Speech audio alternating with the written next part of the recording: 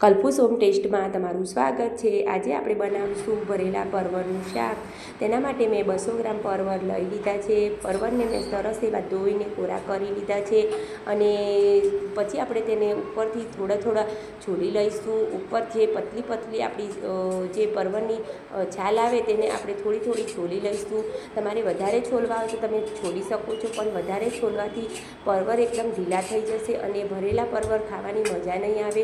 મેં આ રીતે થોડા ઉપરથી બધા પરવળને છોલી લીધા છે, તમે જોઈ શકો છો।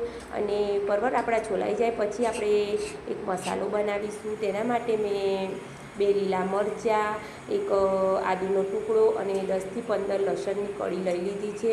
જો તમે લસણ ના ખાતા હોય તો એકલા આદુ મરચાં નાખીને પણ તમે મસાલો બનાવી શકો છો। મેં સરસ એવું બધું આદુને પણ છોલી લીધું હતું અને પછી તેને આપણે ટુકડા કરી લઈશું અને ખાંડની દસ્તામાં નાખીને કચરું તેને વાટી લઈશું। જો તમારે મિક્સરમાં વાટવું હોય તો તમે મિક્સરમાં પણ વાટી શકો છો। સરસ એવું વટાઈ જાય પછી પરવળને આ રીતે વચ્ચેથી કટ લગાવી લઈશું અને અંદર જે બિયાનો ભાગ હોય તેને તમે કાઢી લેજો, તો જ તમારા ભરેલા પરવળ સરસ એવો અંદર મસાલો ભરાશે અને સરસ એવો ટેસ્ટ આવશે। આ રીતે તમે ધીમે ધીમે ચપ્પુની મદદથી બિયાને કાઢી લેજો અને સરસ એવા આપણે પરવળને બધા બિયા અંદરથી નીકાળી દીધા છે। મેં બધા પરવળને આ રીતે અંદરથી બિયા કાઢીને રેડી કરી લીધા હતા। પછી મારા પરવળ બધા રેડી થઈ ગયા છે, તમે જોઈ શકો છો। પછી આપણે તેમાં ભરવાનો મસાલો કરી લઈશું। તેના માટે મેં 1 વાટકી નાની બેસન લઈ લીધું છે।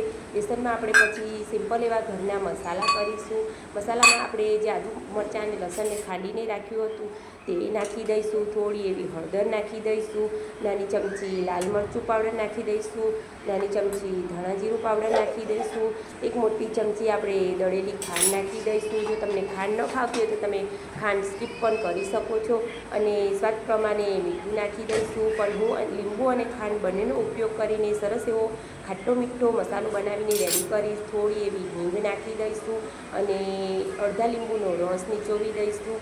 આપણો લીંબુનો રસ નીચવાઈ જાય પછી તેમાં આપણે ખૂબ એવા લીલા ધાણા નાખી દઈશું। લીલા ધાણા જેટલા વધારે તમારે નાખવા હોય તેટલા તમે નાખી શકો છો અને પછી આપણે અડધી વાટકી જેવો સિંગનો ભૂકો નાખી દઈશું।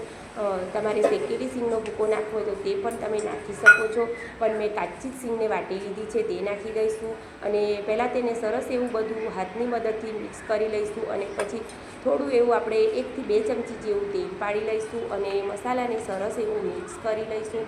તમે જોઈ શકો છો મેં સરસ એવો મસાલો મિક્સ કરી લીધો છે। પછી આપણે પરવળમાં સરસ એવો મસાલો ભરી દઈશું। તમે જોઈ શકો છો આ રીતે તમારે દબાવીને બધા પરવળ ભરી લેવાના। મારા બધા પરવળ ભરાવી ગયા છે અને પછી આપણે એક પેનમાં તેલ ગરમ કરવા માટે મૂકી દીધું છે 1 મોટો ચમચો જેવું અને બધા પરવળને આ રીતે આપણે ભૂંજી દઈશું અને પછી તેને ઢાંકીને આપણે થવા દઈશું। વચ્ચે તેને આપણે ચેક કરતા રહીશું કે આપણા પરવળ થોડી વાર લાગશે ચડતા તેને, કારણ કે તમારે ધીમા ગેસની આંચ પર તમારે તેને ધીમે થવા દેવાના। મેં 2 થી 3 વાર વચ્ચે ચેક કરી લીધા હતા। ધીમા ગેસની ફ્લેમ પર જ તમારે થવા દેવાના, નહીંતર તમારા પરવળ ઉપરથી બળી જશે અને અંદરથી કાચા રહેશે। મારા પરવળ સરસ એવા બની ગયા અને રેડી થઈ ગયા છે અને મારી પાસે જે ઉપર થોડો મસાલો વધ્યો હતો તે પણ મેં નાખી દીધો છે અને તેને ઢાંકીને ફરી થોડી વાર માટે હું થવા દઈશ। મસ્ત મજાનું આપણા ભરેલા પરવળનું શાક બનીને રેડી થઈ ગયું છે। તેને આપણે સર્વ કરીશું। મેં તેને આજે સિમ્પલ એવા દાળ ભાત અને રોટલી જોડે સર્વ કર્યું છે। તમે તેને એકલી રોટલી કે ભાખરી સાથે પણ ખાઈ શકો છો। તમને મારી આ રેસીપી ગમતી હોય તો મારી ચેનલને લાઈક કરજો, સબસ્ક્રાઈબ કરજો અને શેર કરજો। તમારો ધન્યવાદ। જય માતાજી।